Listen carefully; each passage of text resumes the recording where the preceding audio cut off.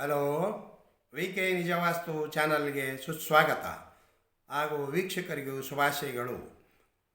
ನಾನು 22ನೇ ಎಪಿಸೋಡನ್ನು ಈಗ ಮಾಡುತ್ತಿದ್ದೇನೆ. ಏನೆಂದರೆ ಈಗಾಗಲೇ 21ನೇ ಎಪಿಸೋಡಿನಲ್ಲಿ ನಾನು ದಕ್ಷಿಣದ ಭಾಗದಲ್ಲಿ ಮೆಟ್ಟಲುಗಳ ಬಗ್ಗೆ ಸಂಪೂರ್ಣದ ವಿವರವನ್ನು ಹೇಳಿದ್ದೇನೆ. ಅದೇ ರೀತಿ ಈಗ ಪಶ್ಚಿಮದ ಭಾಗದಲ್ಲಿ ಮನೆಗೆ ಮೆಟ್ಟಲುಗಳು ಯಾವ ಪಕ್ಕಕ್ಕೆ ಇರಬೇಕು, ಎಲ್ಲಿ ಇರಬೇಕು ಎಂಬ ಕೂಲಂಕುಷವಾದ ವಿಷಯವನ್ನು ತಮ್ಮ ಮುಂದೆ ಇಡುತ್ತೇನೆ. ತಾವು ಬಹಳ ವಿಶೇಷವಾಗಿ ಜಾಗೃತಿಯಾಗಿ ನೋಡಿ ತಿಳಿದುಕೊಳ್ಳಬೇಕು, ಕೇಳಬೇಕೆಂದು ನಾನು ಮನವಿ ಮಾಡುತ್ತೇನೆ. ವಿಶೇಷವಾಗಿ ಮನೆಗೆ ಮೆಟ್ಟಲು ಅಂದರೆ ಬಹಳ ಅಭಿವೃದ್ಧಿಯ ಪಥದತ್ತ ತೆಗೆದುಕೊಂಡು ಹೋಗುವಂಥ ವಿಷಯ. ಈಗಾಗಲೇ ದಕ್ಷಿಣದ ಭಾಗದ ಎಲ್ಲ ವಿಷಯಗಳ ಬಗ್ಗೆ ಹೇಳಿದ್ದಾಯಿತು. ಈಗ ಪಶ್ಚಿಮದ ಭಾಗದಲ್ಲಿ ಮೆಟ್ಟಲುಗಳು ಯಾವ ಪಕ್ಕದಲ್ಲಿ ಇರಬೇಕೆಂದು ನಾನು ತಮ್ಮಲ್ಲಿ ತಿಳಿಸುತ್ತೇನೆ. ಇನ್ನು ಪಶ್ಚಿಮ ಅಭಿಮುಖವಾಗಿರುವಂಥ ಪಶ್ಚಿಮದ ಮುಂಬಾಗಿಲು ಇದ್ದರೆ ಆ ಮನೆಗೆ ಪಶ್ಚಿಮದ ಮುಂಬಾಗಿಲು, ಪಶ್ಚಿಮದ ದ್ವಾರದ ಮನೆಗೆ ಮೆಟ್ಟಲುಗಳನ್ನೆಂದರೆ ತಾವು ಪಶ್ಚಿಮದ ಅರ್ಧ ಭಾಗ ಅಂದರೆ ಪಶ್ಚಿಮದ ಅಭಿಮುಖವಾಗಿ ನಿಂತುಕೊಂಡಾಗ ಎಡಭಾಗಕ್ಕೆ ಬರುವುದು ನೀಚ ಸ್ಥಾನ ಹಾಗೂ ಬಲಭಾಗಕ್ಕೆ ಬರುವುದು ಉಚ್ಚ ಸ್ಥಾನ. ಈ ಉಚ್ಚ ಸ್ಥಾನದಲ್ಲಿ ಯಾವುದೇ ಮೆಟ್ಟಲುಗಳಾಗಲಿ ಏನಾಗಲಿ ಯಾವುದೇ ಆಗಲಿ ಮನುಷ್ಯನಿಗೆ ಭಾರವಾಗಿ ಆಗಬಾರದು. ಪಶ್ಚಿಮದ ಅಭಿಮುಖವಾಗಿ ಇರುವಂಥ ಮನೆಗೆ ಪಶ್ಚಿಮದ ಮುಖ್ಯ ದ್ವಾರವಿರುತ್ತದೆ ಹಾಗೂ ಪಶ್ಚಿಮದ ಗೇಟು ಇರುತ್ತದೆ. ಆವಾಗ ಅಲ್ಲಿ ತಾವು ಯಾವುದೇ ತಪ್ಪು ತಿಳಿಯದೆ ಗೊತ್ತಿಲ್ಲದೆ ತಾವು ಮುಖ್ಯ ದ್ವಾರಕ್ಕೆ ಪಕ್ಕವಾಗಿ ಏನು ವಾಲಿದಂತೆ ಅದರ ಪಕ್ಕದಲ್ಲಿ ನೀವು ಗೇಟನ್ನು ಮೆಟ್ಟಲನ್ನು ಅಳವಡಿಸಿದ್ದಾದರೆ ಅದು ಜೀವನವಿಡೀ ಭಾರವೆನಿಸುತ್ತದೆ. ಅದಕ್ಕೆ ನೀವು ಪಶ್ಚಿಮದ ಬಲಭಾಗದಲ್ಲಿ ಅಂದರೆ ಪಶ್ಚಿಮದ ವಾಯುಭಾಗದಲ್ಲಿ ಯಾವುದೇ ತೊಂದರೆ ಇಲ್ಲದಂತೆ ಒಳ್ಳೆಯ ಸಂಪದ್ಭರಿತವಾಗಿ ಚೆನ್ನಾಗಿ ಇರುವಂಥ ಸ್ಥಳದಲ್ಲಿ, ಉಚ್ಚ ಸ್ಥಳದಲ್ಲಿ ನೀವು ಯಾವುದೇ ಇಂಥ ಮೆಟ್ಟಲುಗಳಾಗಲಿ ಏನಾಗಲಿ ನಿರ್ಮಿಸಬಾರದು. ಭಾಳ ಎಚ್ಚರಿಕೆಯನ್ನು ವಹಿಸಿ. ಈಗಾಗಲೇ ಆದರೆ ಮೆಟ್ಟಲುಗಳು ಯಾವ ಭಾಗದಲ್ಲಿ ನಿರ್ಮಾಣ ಮಾಡಬೇಕೆಂದು ತಾವು ಕೇಳಬಹುದು. ಸರಿ, ಮನೆಯಂದ ಮೇಲೆ ಮೆಟ್ಟಲುಗಳು ಬೇಕೇ ಬೇಕು. ಪಶ್ಚಿಮ ಅಭಿಮುಖವಾಗಿ ಇರುವಂಥ ಮನೆಗೆ ಏರುವಂಥದ್ದು ಮೆಟ್ಟಲುಗಳು ಸ್ಲಾಬಿಗೆ ಏರುವಂಥದ್ದು ಮುಖ್ಯವಾಗಿ ಪಶ್ಚಿಮದ ಎಡಭಾಗದಲ್ಲಿ ಅಂದರೆ ನೈಋತ್ಯ ಭಾಗದಲ್ಲಿ ಮೆಟ್ಟಲುಗಳನ್ನು ಮನೆಯ ಅರ್ಧ ಭಾಗದ ಆದ ಮೇಲೆ, ಪಶ್ಚಿಮದ ಅರ್ಧ ಭಾಗ ಆದ ಮೇಲೆ ಅಂದರೆ ದಕ್ಷಿಣ ಮತ್ತು ಉತ್ತರ ಭಾಗಕ್ಕೆ ಅಳತೆಯನ್ನು ತೆಗೆದುಕೊಂಡು ಪಶ್ಚಿಮದ ಅರ್ಧ ಭಾಗದಲ್ಲಿ ತಾವು ನಂತರ ಆ ಮೆಟ್ಟಲುಗಳನ್ನು ನಿರ್ಮಿಸಬೇಕು. ಆಗ ಆ ಮೆಟ್ಟಲು ಏರುವ ಕಾಲಕ್ಕೆ ನೈಋತ್ಯ ಭಾಗಕ್ಕೆ ಹೋಗುತ್ತವೆ. ಏರುತ್ತಾ ಏರುತ್ತಾ ನೈಋತ್ಯ ಭಾಗಕ್ಕೆ ಹೋಗುತ್ತವೆ. ಆವಾಗ ನೀವು ಲ್ಯಾಂಡಿಂಗಿನ ಮೇಲೆ ತಾವು ಉತ್ತರದ ಭಾಗಕ್ಕೆ ತಿರುಗಬೇಕು.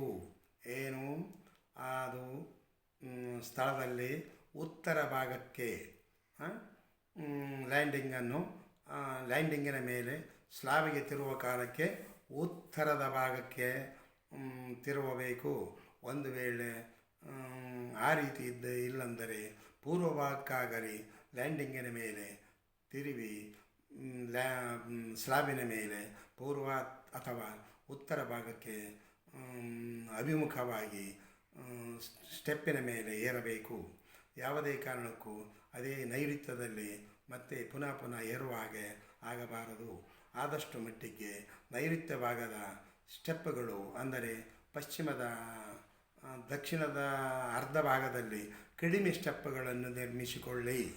ನಾನು ಹೇಳುವುದೇನೆಂದರೆ ಪಶ್ಚಿಮ ಭಾಗದಲ್ಲಿ ನೀವು ಸ್ಟೆಪ್ಗಳನ್ನು ನಿರ್ಮಿಸಿಕೊಂಡರೆ ಭಾಳ ಸ್ಟೆಪ್ಗಳನ್ನು ಪಶ್ಚಿಮ ಭಾಗದಲ್ಲಿ ನಿರ್ಮಾಣ ಮಾಡಬೇಡಿ.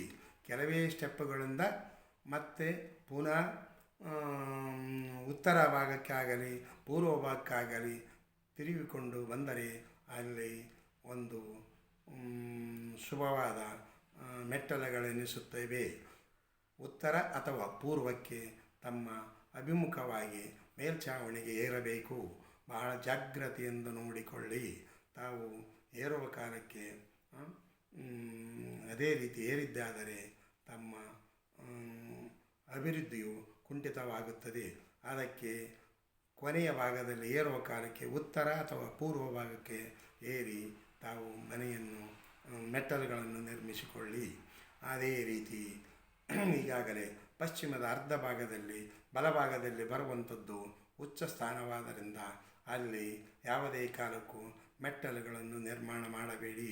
ಅದೆಷ್ಟೋ ಮನೆಗಳಲ್ಲಿ ನಾನು ನೋಡಿದ್ದೇನೆ.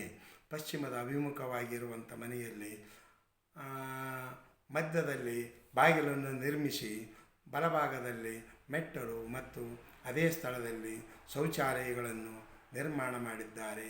ಇದು ಬಹಳ ಕೆಟ್ಟ ದುಷ್ಪರಿಣಾಮಗಳನ್ನು ಬೀರುತ್ತದೆ.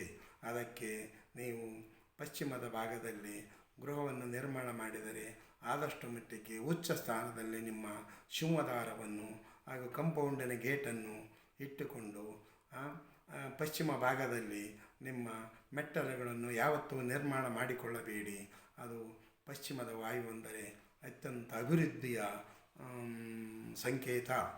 ಅದಕ್ಕೆ ಪಶ್ಚಿಮದ ವಾಯು ಯಾವಾಗಲೂ ಪವಿತ್ರವಾಗಿ ಸ್ವಚ್ಛಂದಕರವಾಗಿ ಅದರ ಮೇಲೆ ಯಾವುದೇ ಬಂಡೆಗಲ್ಲಂತ ಹೇಳಿದ್ದೇನಲ್ಲ. ಮತ್ತು ಪಶ್ಚಿಮದ ವಾಯುದಲ್ಲಿ ನೀವು ಏನಾದರೂ ಮೆಟ್ಟಲುಗಳನ್ನು ನಿರ್ಮಿಸಿದ್ದಾದರೆ ಅಲ್ಲಿ ಮನುಷ್ಯನ ಮನೆಯ ಒಡೆಯನಿಗೆ ಒಂದು ಬಲವಾದ ಬಂಡೆಗಲ್ಲು ಮೇಲೆ ಏರಿ ಮಲಗಿಸಿದಂತೆ ಆಗುತ್ತದೆ ಎಂದು ಅಭಿವೃದ್ಧಿ ಎಂಬುದು ಶೂನ್ಯಕ್ಕೆ ಬರುತ್ತದೆ. ಇದು ಎಷ್ಟೋ ಮನೆಗಳಲ್ಲಿ ಇರುವುದುಂಟು, ನಾನು ನೋಡಿದ್ದೇನೆ. ಅದಕ್ಕೆ ಜಾಗ್ರತೆ ವಹಿಸಿ ತಾವು ಬಹಳ ಜಾಗ್ರತೆಯಿಂದ ನೋಡಿಕೊಳ್ಳಿ. ಒಂದು ವೇಳೆ ಪಶ್ಚಿಮದ ಮುಂಬಾಗಿಲಿನ ಮುಖದ್ವಾರದ ಮನೆಗೆ ತಮಗೆ ಅವಕಾಶವಿದ್ದರೆ ಉತ್ತರದ ಅರ್ಧದಲ್ಲಿ ಅಂದರೆ ಉತ್ತರದ ಭಾಗದಲ್ಲಿ ಗೋಡೆಗೆ ತಾಕದಂತೆ ತಾವು ಅಲ್ಲಿ ಸ್ಟೆಪ್ಪನ್ನು ನಿರ್ಮಿಸಲಿಕ್ಕೆ ಸ್ಥಳಾವಕಾಶವಿದ್ದರೆ ತಾವು ಬಹಳ ಒಳ್ಳೆಯ ರೀತಿಯಿಂದ ಸ್ಟೆಪ್ಗಳನ್ನು ಅಲ್ಲಿ ಮಾಡಬಹುದು. ಒಂದು ವೇಳೆ ಇಲ್ಲಂದರೆ ನಾನು ಈಗಾಗಲೇ ಪೂರ್ವ ದಿಕ್ಕಿನಲ್ಲಿ ಹೇಳಿದ್ದೇನೆಲ್ಲ, ಅಲ್ಲಿ ಏನಾದರೂ ಸ್ಟೆಪ್ ಇದ್ದರೆ ಮಾಡಿಕೊಳ್ಳಬಹುದು. ಇದು ಪರವಾಗಿಲ್ಲ.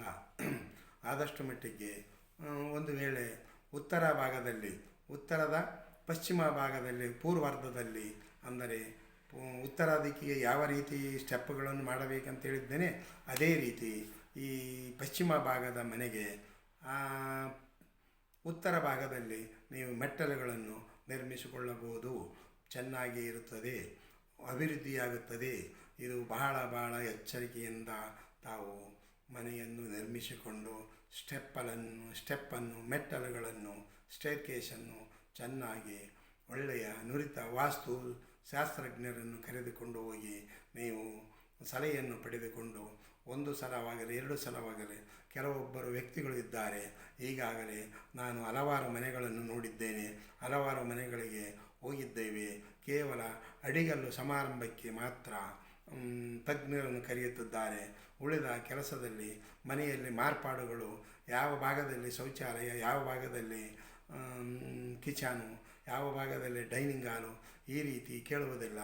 ಅವರೇ ಏನಾಗುತ್ತದೆಂದರೆ ಆವಾಗ ಗಾರೆ ಮೇಸ್ತರು ಅಂದರೆ ಕಟ್ಟಡ ಕಾರ್ಮಿಕರು ನಮಗೆ ಎಲ್ಲ ಗೊತ್ತು ಎಂದು ಹೇಳಿ ಅವರನ್ನು ಯಾಮಿಸಿ ಅವರು ತಮಗೆ ತಿಳಿದಂತೆ ಎಲ್ಲ ಮನೆಗಳನ್ನು ನಿರ್ಮಿಸಿ ಅದರಲ್ಲಿ ಅವಘಡಗಳನ್ನು ಮಾಡುವುದು ಅದೆಷ್ಟೋ ಜನರನ್ನು ನಾನು ನೋಡಿದ್ದೇನೆ.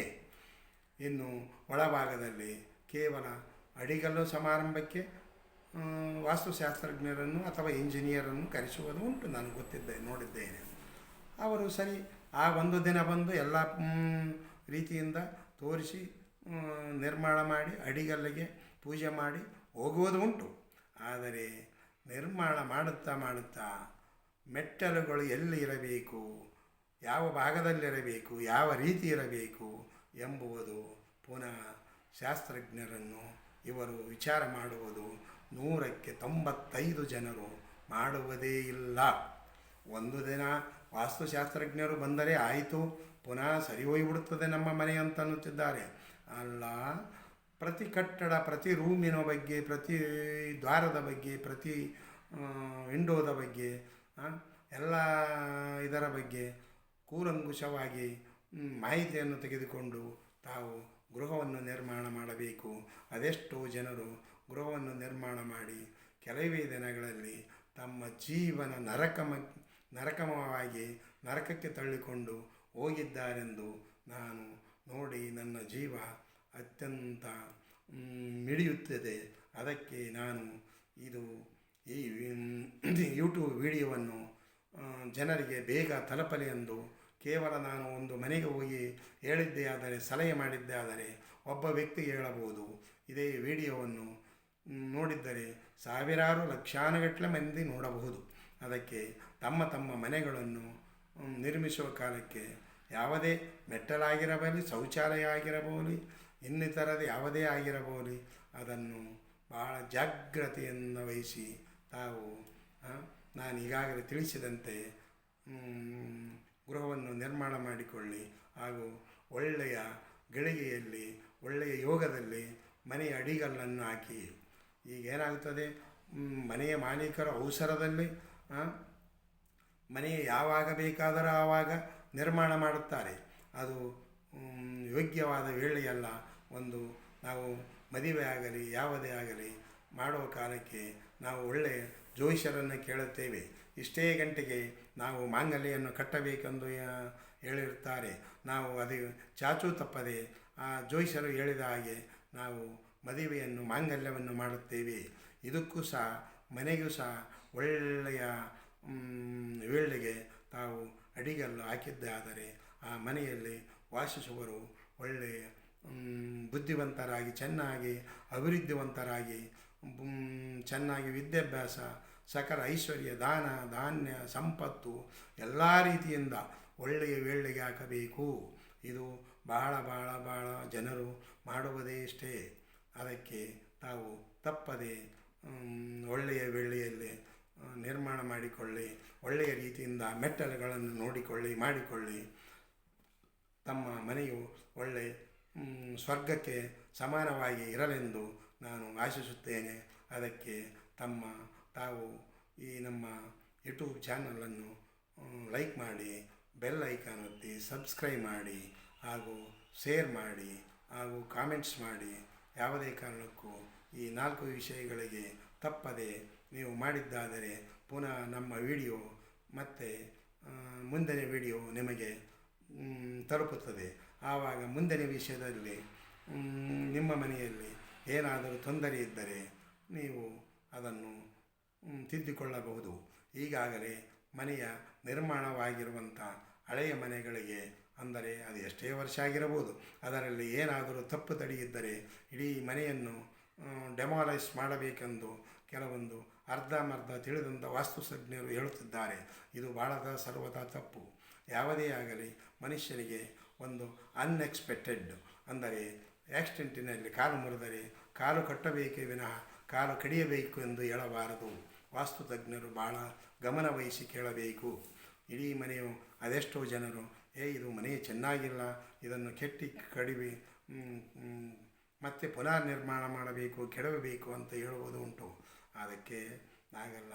ಮನುಷ್ಯನಿಗೆ ಕೈ ಮುರಿದರೆ ಕೈ ಕಟ್ಟಿಕೊಳ್ಳಬೇಕು, ಕಾಲು ಮುರಿದರೆ ಕಾಲು ಕಟ್ಟಿಕೊಳ್ಳಬೇಕು, ಕಣ್ಣು ಹೋದರೆ ಕಣ್ಣನ್ನು ಹಾಕಿಸಿಕೊಳ್ಳಬೇಕು. ಅದೇ ರೀತಿ ತಾವು ಸಣ್ಣ ಪುಟ್ಟ ಮನೆಯು ಕಟ್ಟುವ ಕಾಲಕ್ಕೆ ತೊಂದರೆಯು ಎಂಥ ವ್ಯಕ್ತಿಗಾದರೂ ಆಗುವುದುಂಟು. ಅದಕ್ಕೆ ತಾವು ಒಳ್ಳೆಯ ವಾಸ್ತುಶಾಸ್ತ್ರಜ್ಞರನ್ನು, ನುರಿತ ವಾಸ್ತುಶಾಸ್ತ್ರಜ್ಞರನ್ನು ಸಂಪರ್ಕಿಸಿ ಒಳ್ಳೆಯ ರೀತಿಯಿಂದ ಮನೆಗಳನ್ನು ಕಟ್ಟಿಕೊಳ್ಳಿ. ನಿಮಗೆ ನಮ್ಮಿಂದ ಏನಾದರೂ ಸಹಾಯ ಬೇಕಿದ್ದರೆ, ಅಂದರೆ ಸಲಹೆ ಬೇಕಿದ್ದರೆ, ಸಹಾಯವೆಂದರೆ ನಾವೇನು ಆರ್ಥಿಕ ಸಹಾಯವಂತವರಲ್ಲ, ವಾಸ್ತು ಸಲಹೆಯನ್ನು ಮಾಡುವಂಥವರು. ಅದಕ್ಕೆ ತಾವು ನಮಗೆ ಕಾಮೆಂಟ್ಸ್ ಮುಖಾಂತರ ತಿಳಿಸಬಹುದು, ಇಲ್ಲ ತಮ್ಮ ಮನೆಯ ಚಿತ್ರಣವನ್ನು ಕಳಿಸಿ ವಾಟ್ಸಪ್ ಮುಖಾಂತರ ತಿಳಿಸಿ. ನಾನು ಇಲ್ಲಿಂದಲೇ ತಮಗೆ ಯಾವ ರೀತಿ ಚಿಕ್ಕ ಪುಟ್ಟದರಲ್ಲಿ ತೊಂದರೆ ಇದ್ದರೆ ಅದನ್ನು ತಿದ್ದಿಕೊಂಡು ಒಳ್ಳೆಯ ರೀತಿಯಿಂದ ಇರುವುದಕ್ಕೆ ಆಗುತ್ತದೆ. ಸಣ್ಣ ಪುಟ್ಟ ತಿದ್ದುವುದು ಇರುತ್ತದೆ ಮನೆಯೊಂದ ಮೇಲೆ. ಅದಕ್ಕೆ ನನ್ನ ವಾಟ್ಸಪ್ ನಂಬರಿಗೆ ನಿಮ್ಮ ಮನೆಯ ಮ್ಯಾಪನ್ನು ಹಾಕಿ ನಾನು ಉಚಿತವಾಗಿ ಸಲಹೆಯನ್ನು ಕೊಡಬಲ್ಲೆನೆಂದು ಅತಿ ಎಚ್ಚರಿಕೆಯಿಂದ ಹೇಳುತ್ತಿದ್ದೇನೆ. ಉಚಿತವಾಗಿ ನಮಗೆ ವಾಟ್ಸಪ್ ಮುಖಾಂತರ ಬಂದಿದ್ದೇ ಆದರೆ ನಾನು ಉಚಿತ ಸಲಹೆಯನ್ನು ಕೊಡಬಲ್ಲೆ. ಸರಿ, ಮುಂದಿನ ವಿಡಿಯೋಕ್ಕೆ ನಾವು ಹೋಗುತ್ತೇವೆ.